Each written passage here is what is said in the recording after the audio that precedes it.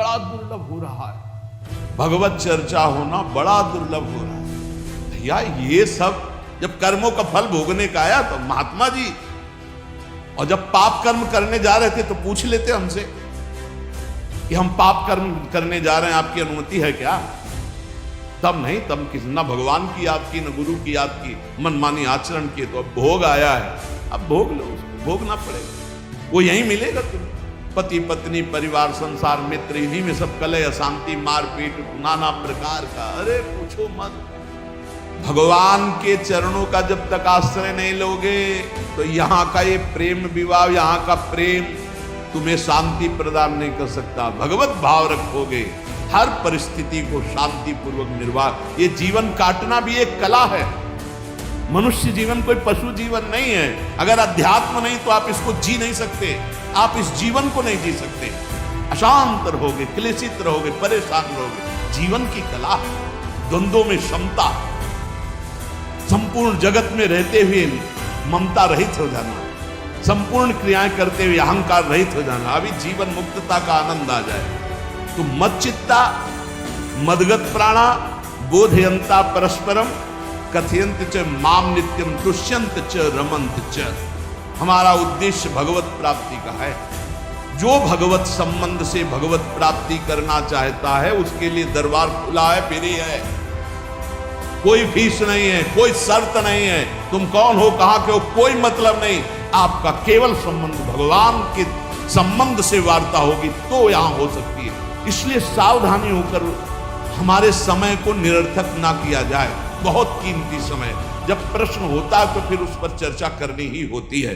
हमें सिर्फ भगवान का आदेश है, कथयंतश्च माम नित्यम तुष्यन्ति च रमन्ति च।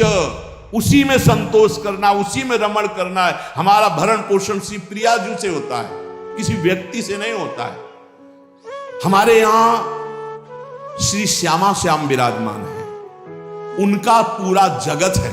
तुम्हारी बुद्धि में मेड़ है, भेदभाव है, उनके लिए भेदभाव नहीं। सब मम प्रिय सब मम उपजाए, तो हम अपने स्वामी के अनुसार चलेंगे। सब मेरे प्राणनाथ श्यामा श्याम के जन हैं। कोई भी हो, इतना ना छोटा ना इतना बड़ा, ना इतना प्रिय ना इतना प्रिय, सब बराबर है। एक तरफ चाहे गुणात्मा, गुण से युक्त महात्मा, और एक चाहे दुरात्मा, दुर्गुणों से युक्त, दोनों को ऐसे दुलार करके श्री जी की तरफ बढ़ाने वाला मार्ग ये मार्ग यहाँ का है। कथयंत च माम नित्यम तुष्यंत च रमन्त च तेषाम सतत युक्तानाम भजताम प्रीति पूर्वकम। जो सतत प्रेम पूर्वक मेरा भजन करता है, भगवान कह रहे ददामि बुद्धि योगम तम, उसकी बुद्धि का योग मैं करा देता हूं। ये खास बात हुई, लगाने की चेष्टा हमने की मन बुद्धि को, और भगवान आकर मन बुद्धि में विराजमान हो गए। तेषामेवानुकंपार्थ महमज्ञानजं तमः नाशयात्म्यात्म भावस्थो ज्ञान दीपेन भास्वता। भगवान कृपा करके उसके हृदय में ज्ञान प्रकाशित कर दिया। जब कोई सतत भजन करता है, प्राण प्रभु को समर्पित कर देता है, चित्त प्रभु में लगाए हुए प्रभु की चर्चा, भगवान उसके अंदर ज्ञान प्रकाशित कर देते, तो वो अनात्म भाव जो देह भाव था उसका नाश हुआ और वो भगवत भाव में स्थित हो जाता है।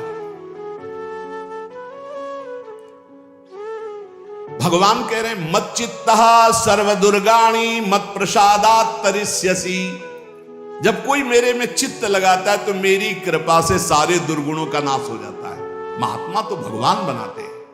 करो सत्य ते साधु समाना, मैं उसे साधु बनाऊं। हमारा कर्तव्य, हमारा चित्त प्रभु में लग जाए। मेरा चिंतन करो, भगवान का आदेश है। बस खास बात है चिंतन। हमारी प्रारंभ से विशेष श्रद्धा इसी बात मेरे गुरु शब्द पे कि रात दिन कोई भी चेतना युक्त क्षण ऐसा ना जाए जिसमें भगवत विमुख होता हो। बस इसी बात की साधना जीवन भर रही।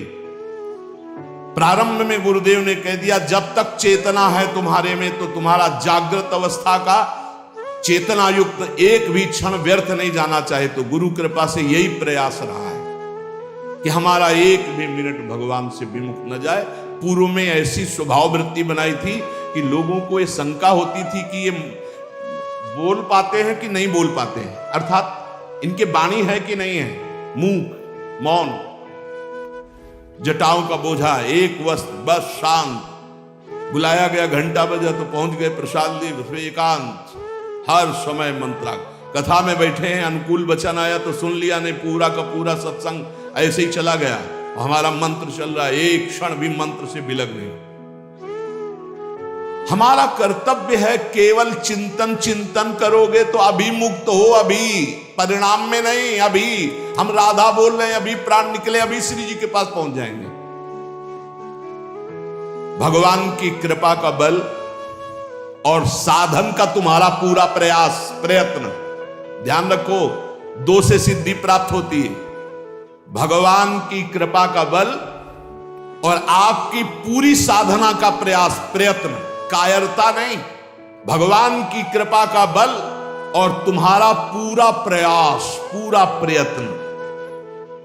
देखो, भगवान की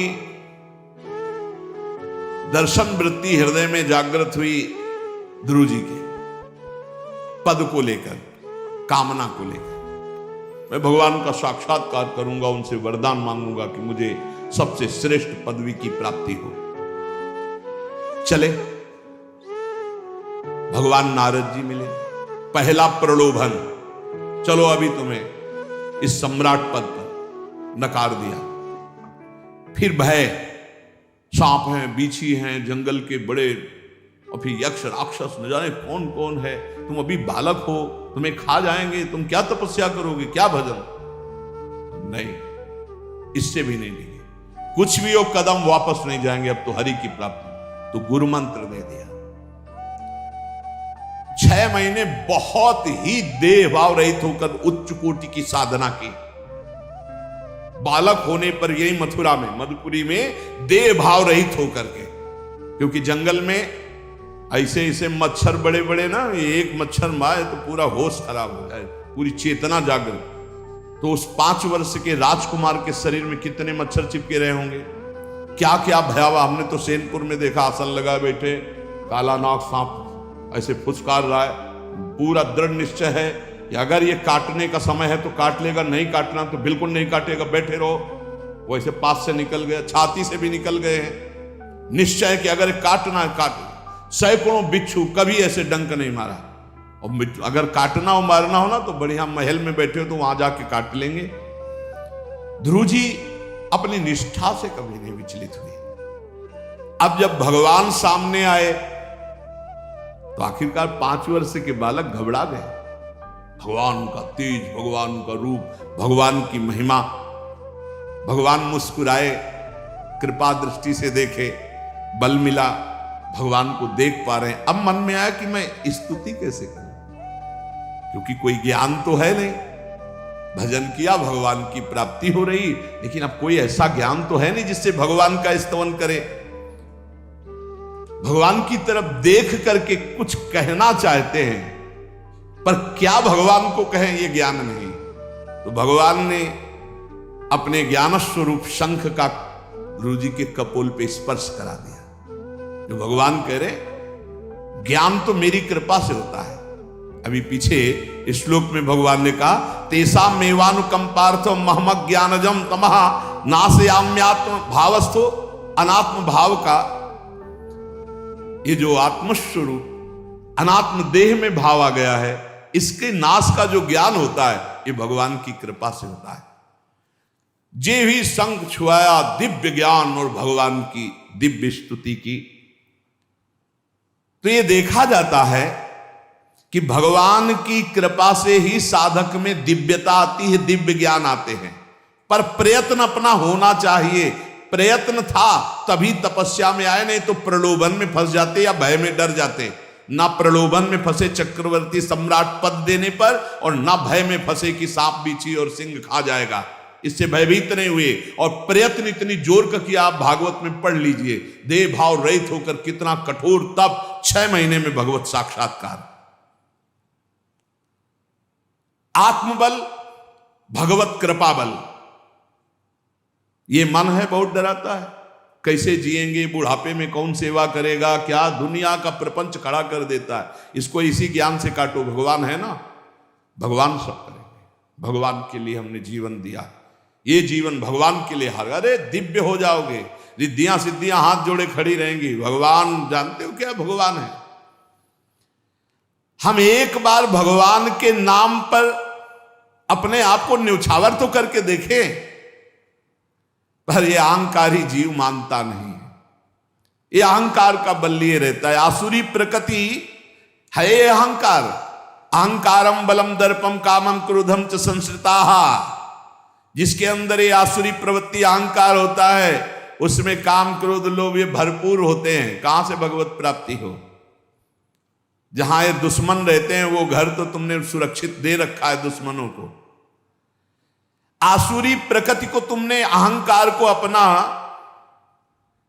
स्वामित्व दे रखा है। मैं वो अहंकार जिसके साथ प्रकृति लगती है, जब अहंकार और बढ़ जाता है तो ईश्वरोहम अहम भोगी सिद्धोहम बलवान सुखी। तरंग से समुद्र नहीं होता, समुद्र से तरंग होती है। हम जितने भी हैं सब तरंग हैं उस परमात्मा की। वायु विकार नष्ट हुआ, समुद्र में ही लीन हो गए, ये बात है। लेकिन एक तरंग समुद्र नहीं पैदा कर सकती। एक सूर्य चमक रहा है, कोई बंद के सूर्य दूसरा चमक के दिखाए? बहुत सावधानी से उपासना करो। ये अहंकार, भगवान कह रहे हैं, भगवान ये जो अहंकारम बलम दर्पम कामम क्रोधम च संश्रिताः, इस अहंकार को नहीं मिटाया तो ये अनुभव कराने लगता है और चार बोलने लगते हैं कि आप तो भगवान हैं। तो धर्म सम्राट करपात्री जी, इतने सिद्ध महापुरुष, और विश्वेश्वर विश्वनाथ जी की स्थापना करके रात दिन आराधना, काशी में बड़े बड़े सिद्ध महापुरुष भगवान शिव की आराधना करते, बड़े बड़े सिद्ध महापुरुष भगवती अम्बा की आराधना करते। ये कौन सा ज्ञान प्रकट हो जाता है जो भगवत स्वरूपों का अपमान होने लगता है? मुझे यही समझ में नहीं आता। गुरु रूप से हमें शास्त्र के आचरण देने आए, मनमानी भ्रष्टाचार सिखाने नहीं आए। आज तक कभी कहीं भी भगवत स्वरूपों का अपमान महापुरुषों द्वारा नहीं हुआ। महापुरुष और भगवान में अंतर नहीं, पक्का मुझे विश्वास, हम तो चराचर जगत को भगवत स्वरूप मानते हैं, लेकिन आचरण कराने के लिए आचार्य गुरुदेव जैसे चले हैं वैसे ही चलना होता है। सदैव संतों ने अपने को अधम और तुच्छ और नीच कहा है। हनुमान जी जैसा कोई ज्ञानी महाबली, कोई त्यागी, कोई ब्रह्मचारी बैरागी, हनुमान जी जैसा कोई त्रिभुवन में द्वितीय हुआ हो तो बता दो। अतुलित बलधामम हेम शैलाभदेहम दनुजवन कृशानुम ज्ञानिनाम अग्रगण्यम। अरे जय गिर चरण दे हनुमंता चले सुगा पाताल तुरंता। हजार हजार को पकड़ के कछु मारिस कछु मर्दिस कछु मिले से धर धूरी। अब विभीषण जी से कैसे परिचय बता रहे हैं? प्रात ले जो नाम हमारा तेहि दिन ताहि ना मिले आहारा। असमय अधम सखा सुनु मोहु पर रघुबीर। क्या दैन्यता का स्वरूप हनुमान जी। भगवान से जब हनुमान जी मिल रहे तब उनसे प्रभु आप पूछ रहे हो कि तू नाथ एक में मंद मोह बस ज्ञानी नाम अग्रगण्यम। एक में मंद मोह बस कुटिल हृदय अज्ञान पुनि प्रभु मोहि विसारेऊ दीन बंधु भगवान। जय प्रणतारित भंजन चरणों में लौट गए हनुमान जी महाराज। सबरी जी भगवान सामने बैठकर स्तुति करते हैं। जो नवधा भक्ति वो उपदेश नहीं है, सबरी जी की स्तुति है। ये सब भक्ति सबरी जी में विराजमान, क्योंकि उसी समय सबरी जी भगवत धाम जाती है तो उपदेश तो उसको दिया जाता है जो आचरण में उतारे। सबरी जी तो सिद्ध महापुरुष अभी भगवत धाम जा रही भगवान के सामने। वो क्या कहती? अधम ते अधम अधम अति नारी तिन मह में मति मंद अघार। हरिवंश महाप्रभु क्वाहम तुच्छा परम अधम प्राण्यो गर्ह कर्मा यत् नाम स्फुरति महिमा हरेश वृंदावनस्य। इन सब बड़े बड़े आचार्य महापुरुषों ने भगवान की दास्ता स्वीकार करके जीवन अर्पित करके आचरण करके दिखाए। जहां ये आसुरी अहंकार होता है तो ईश्वरोहम महम भोगी सिद्धोहम बलवान। ये सिद्धावस्था नहीं है, ये तमोगुणी आसुरी अहंकार का परिणाम है। जो ये दिखाई देता है भगवत स्वरूपों का अपमान करके, ऐसे नहीं। यद्यपि अभेद है वो महापुरुष शिव और वो अभेद है, पर आचरण जब करेगा तो स्वामी और सेवक का करेगा। काशी नगरी सिद्धों की नगरी है, ज्ञानियों की। गए, देखा, बड़े बड़े सिद्ध परमहंस जाते हैं शंकर जी के दर्शन करने, विश्वनाथ जी के, तो जिनके कमंडल भी नहीं, दिगंबर है ना, तो वो भी ऐसे हाथ उठा के नमः पार्वती पतये, और बस ऐसे सर झुकाए खड़े रहते हैं। जल भी नहीं है, पत्र भी नहीं है, ऐसे वो हम सब खड़े खड़े घंटों खड़े रहते। तो वहां के शिव पार्षदों से ऐसा करुणा में प्रेम हो गया था कि वो हमें नहीं हटाते थे, तो एक कोने में घंटों खड़े रहते थे और दर्शन करते रहते थे भगवान विश्वनाथ जी। तो जैसे ऐसे अवधूत आते, न कोई जल का कमंडल है, न कोई पत्र है, न पुष्प, नजदीक गए और नमः पार्वती पतये हर हर महादेव, बस सर झुका, ये है। और स्वयं शिव स्वरूप है, इतना अंतर नहीं ब्रह्मबोध में। भक्तों में भी कभी कभी आम प्रकट होता है, वो वाणी से आपको दिखाई देगा, लेकिन वो आसुरी अहंकार नहीं होता। ध्यान रखना, ये उनका भागवतिक बल होता है, ये आसुरी अहंकार नहीं होता। जैसे जनक जी की सभा लगी हुई है, भगवान श्री राम लक्ष्मण जी विराजमान है विश्वामित्र जी के समीप, बड़े सौम्य भाव से। जनक जी महाराज ने देखा कि बड़े बड़े वीर आए, पर धनुष यज्ञ में धनुष को, अजगों को कोई उठा ही नहीं पाया। खंडन की तो बात जाने दो, रावण बाणासुर आया, आरती प्रणाम करके चले गए। अब आशा ही खत्म हो गई, कोई उठाने वाला ही नहीं। तो उन्होंने कहा वीर विहीन मही मैं जानी। अब मैं आज जान गया कि पृथ्वी वीरों से रहित हो गई। अगर मैं ऐसा जानता कि इस भूमंडल में कोई वीर ही नहीं अजगों का खंडन करने वाला, तो मैं ऐसा प्रण नहीं लेता, मेरी जानकी कुंवारी रह जाएगी। ऐसे विकल होके वीर विहीन मही मैं जानी। जनक जी ने इतनी बात जेव ही कही तो लक्ष्मण जी कूद पड़े सिंह शावक की तरह उछलकर, और कहा कि जहां रघुकुल भूषण भगवान श्री राम विराजमान हो जनक, ये बड़ी तुमने निराशापूर्ण बात कैसे कह दी? तुमने ऐसी बात कह दी जहां रघुकुल भूषण भगवान श्री राम विराजमान है। ताल ठोकी और कहा अगर इनका इशारा हो जाए, समझो, जो तुम्हारी अनुशासन पाओ, कंदुकी ब्रह्मांड उठाओ, काचे घट जिमी डारों फोरी, सकऊं मेरु मूलक जिमी तोरी, कमल नाल जिमी चाप चढ़ाऊं, जो जन सत प्रमाण ले धाऊं। हे जनक, जहां रघुनाथ जी विराजमान होते वहां ऐसी बात नहीं कहते। तुमने ऐसी बात कैसे कह दी?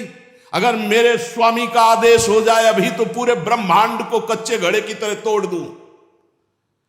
ये अजगौ पुराना 100 योजन एक बार में दौड़ते हुए जाऊं और इसको ऐसे कमल लाल की तरह तोड़ दूं, मेरे स्वामी का आदेश हो। ये अहंकार नहीं है। पहली बात कही, जो तुम्हार अनुशासन पावो, अगर मेरे प्रभु श्री राम की आज्ञा हो जाए। और लक्ष्मण जी ने एक बात और कही कि तोरो छत्रक दंड जिमि तव प्रताप बलनाथ, आज के बाद कभी धनुष स्पर्श नहीं करूंगा यदि मेरी बात झूठी हो जाए। आपके प्रताप से इसे बरसाती छत्ते की तरह तोड़ दूं इस अजगौ को, अगर आपका आदेश हो। तव प्रताप बलनाथ, यह अहंकार नहीं है, यह भक्त का भगवत प्रताप है। दशानन कह रहा है, अरे मुझे क्या भय, तेरी सभा में अगर कोई वीर हो तो मेरा पैर उठा दे। मैं राम जी का एक छोटा सा सेवक हूं, तू मेरे प्रभु को बार बार मनुष्य कह रहा है, मैं जिनका सेवक हूं। तेरी सभा में तू जो अपने सभा बलों के बल पर बलवान होकर कहता है कि ये सब आहार है, तो मैं उनका एक छोटा सा दूत हूं। अगर कोई मेरा पैर उठा दे तो जानकी जी को राम जी हार जाएंगे, वापस चले जाएंगे। राम प्रताप सुमिरपन रूपा। सभा में पैर हाहाकार मच गया। जब स्वयं दशानन उठा, मारा घूसा, 4 मुकुट राम जी के चरणों में गए। राम जी के चरणों में झुक, तब तेर बचेगा। मेरे चरणों में झुकने से नहीं। कोई उठा नहीं पाया।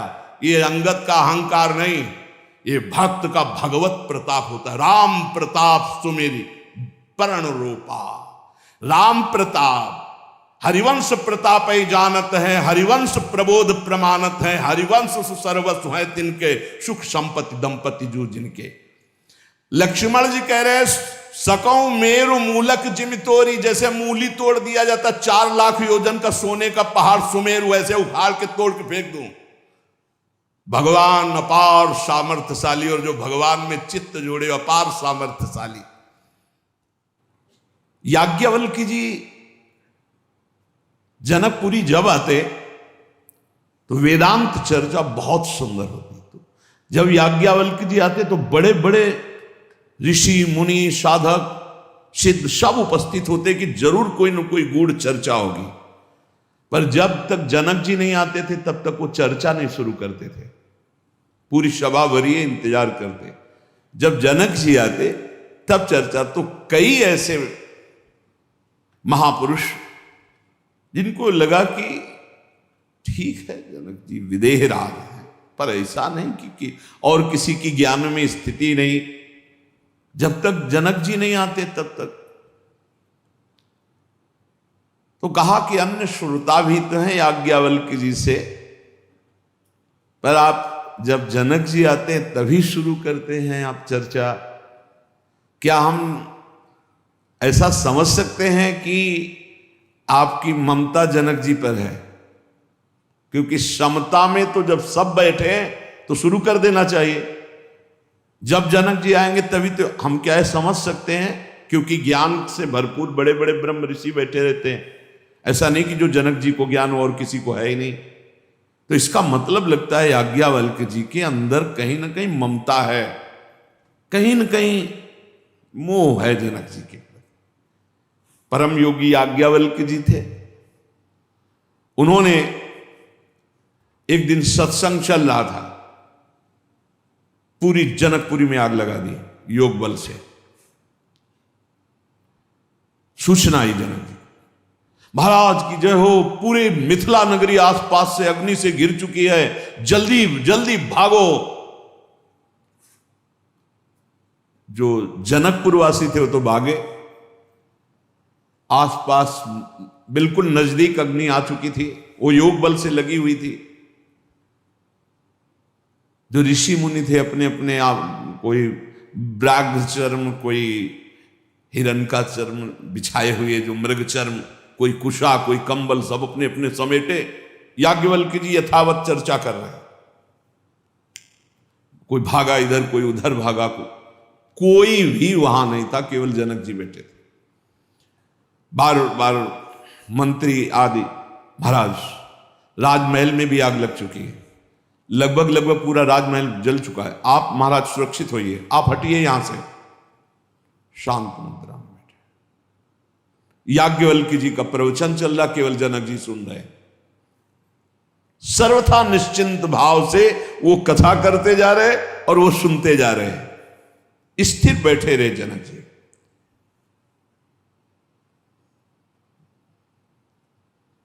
धीरे धीरे योग बल, किसी को पता नहीं था, योग बल से धीरे धीरे आग को शांत किया। और तो नहीं आ पाए जनकपुरवासी, सब बड़े खेद में थे कि जब आग लग गई, ये जल गया, वो जल गया, वो जल गया। ऋषि मुनि बैठ गए। फिर याज्ञवल्क्य जी ने कहा, विदेहराज जनक, सर्वस्व मिथिला में जल गया, राजमहल भी जल गया, बार बार सूचना हुई, सब महात्मा लोग अपने कमंडल आसन लेकर के हट गए, आप क्यों नहीं हटे? महल में आग लग गई, सर्वस्व नष्ट हो गया, आपको तो देखना चाहिए, आप राजा हैं। जनक जी ने कहा, महल की क्या बात, अगर इस शरीर में भी आग लग जाती तो हमें क्या फर्क पड़ता? नैनम छिन्नन्ति शस्त्राणि नैनम दहति पावका न चैनम क्लेदयन्त्यापो न शोषयति मारुता। क्या ज्ञान ये प्रवचन के लिए ही केवल है? ये अनुभूत विषय है। मेरी आत्मा है आग, वो इस शरीर को नष्ट कर सकती है, आत्म तत्व को नहीं। और मैं आत्मस्वरूप हूं, क्या फर्क पड़ता है? महल जल गया, जलने वाली चीज जल गई, शरीर जल जाता, जलने वाली चीजें जल जाएगी, आत्मस्वरूप में नहीं। सब महात्माओं की तरफ देखा याज्ञवल्क्य जी ने कि आप सबके पास क्या था, इनके पास तो पूरा राज्य भस्म हो रहा था, महल भस्म हो रहा था, शव स्थिति थी। आप अपना अपना बागंबर मृगचर्म लेकर, तो ब्रह्म ज्ञान केवल बातचीत का विषय नहीं है, स्थिति का विषय है। ऐसे चाहे वो भगवत भक्त हो या ब्रह्म ज्ञानी हो, दोनों ब्रह्म ज्ञानी की दृष्टि में ब्रह्म के सिवा कुछ नहीं, भगवत भक्त की दृष्टि में आराध्य देव के सिवा कुछ नहीं। फिर चिंता शोक भय किस बात की? किसी भी स्थिति में विचलित ना होना, अपने आराध्य देव के चिंतन से, अपने लक्ष्य से ना हटना, ये परिपक्व अवस्था है, चाहे भक्त हो चाहे ज्ञानी हो। देखो, इतनी बात तो तुम्हें मानना पड़ेगा कि भगवान का दो स्वरूप है, एक चिदानंदमय स्वरूप है और एक ये मायाकृत स्वरूप है। हैं भगवान ही वासुदेवा सर्वम। ये जो मायाकृत स्वरूप है ये नष्ट होगा, पक्का समझो। गुरु भगवान है, संत भगवान है, सब भगवान के स्वरूप है। ये जो मायाकृत है ये नष्ट होगा। गो गोचर जहां लघु मन जाई, सो सब माया जानो भाई, और इसका अंत होगा। इसमें पक्का विश्वास करो। जो अविनाशी चिदानंदमय भगवान का हमारे स्वरूप है, ना कभी कोई मार सकता है, ना काट सकता है, ना जला सकता है, वही हमारी आत्मा का स्वरूप है। सच्चिदानंद रूपा है। अब बाहरी तो फिर जहां हमारी मायाकृत दृष्टि देख पा रही वो जलेगा, वो नष्ट हो जाएगा, आज नहीं तो कल। भाव मानना, हम भावना करते हैं मायाकृत से मायातीत की। हमारी भावना जो मायातीत की, उसे आग नहीं जला सकती। हमारे प्रभु की महिमा को समझो। प्रभु केवल प्राकृतिक नहीं है, प्रभु केवल छवि में ही नहीं है। विश्वास करो, वो तुम्हारे हृदय में है, तुम्हारे भाव में भी है, वो छवि में भी है, वो चराचर जगत में कहो सो कहां, जहां प्रभु नहीं तो अग्नि में भी प्रभु है। प्रभु खेलने के लिए अगर जमीन पे गिर जाते हैं तो तुम्हें गिरना दिखाई दे, वो खेलना चाहते, खेलो महाराज, फिर उठा के स्नान करवा दिया। अंग भंग हो गया कोई श्री अंग का, हम प्रभु के दूसरे नवीन रूप को, हमारी आराधना माया युक्त से माया मुक्त त्रिगुणातीत भगवान की है, इतना मानना पड़ेगा। ये शुद्ध बात तुम्हें माननी पड़ेगी कि मायातीत परमात्मा है, त्रिगुणातीत परमात्मा है, कालातीत परमात्मा जिसकी हम आराधना कर रहे हैं। वो मूर्ति भी है, वो अमूर्त भी है, वो साकार भी है, वो निराकार है, वो सबसे परे है, वो सब में भरे है। जब तक संपूर्ण तत्व का ज्ञान नहीं होता तो उपासक दुख सुख को प्राप्त होता रहता है। अगर हम नहीं सुलझेंगे तो बहुत दुखी हो जाएंगे। ये मकान नाशवान है, हो सकता है आप बाहर किसी कार्य से गए हो, आपका मकान गिर गए हो, आपके ठाकुर दब गए, चकनाचूर सब हो गया। अब आप क्या बोलोगे, हमारे भगवान नष्ट हो गए? क्या भगवान नष्ट होने वाली बात है? क्या भगवान को कोई नष्ट कर सकता है? नहीं, हमारे भगवान सच्चिदानंद में है। जब हम सेवा कर रहे हैं तो सामने आप पद्धति देखना सेवा की, भागवत में भी आप पढ़ के देखिएगा तो कई जगह आपको ऐसी बात मिलेगी कि जब आप पूजा करने जाएं तो पहले ये ध्यान करें कि आपके हृदय से निकलकर भगवान सामने श्री विग्रह में विराजमान हुए, और जब शयन कराएं तब भावना करें कि भगवान श्री विग्रह से हमारे हृदय में पुनः आ गए। हमारे दो स्थान हैं पूजा के, एक बाह्य और एक आंतरिक। अगर ये रहस्य नहीं समझोगे ना तो फिर दुख सुख से युक्त होते जाओगे। आग लग गई, हमारे भगवान जल गए, ये बड़ी दुर्घटना हुई, आग आना बड़ा मंगल है। नहीं, बड़ा मंगल है, और पक्का कहते हैं बड़ा मंगल है, क्योंकि हमारे कर्म भस्म होते हैं। भगवान कृपा करके जो अमंगल है उसका वो भस्म कर देते हैं, उसका नाश कर देते हैं। भगवान हर प्रकार से साधक को शिक्षा देकर उसके संसारिकता का नाश करके उसे उज्जवल ज्ञान प्रदान करते हैं। ध्यान रखना, हर चेष्टा में भगवान की कोई न कोई महान ज्ञान शक्ति हमें प्रेरित कर रही कि जिस दिशा में हो और जिस दशा में हो और आगे बढ़ो और ऊपर उठो। अध्यात्म इतना ही नहीं है,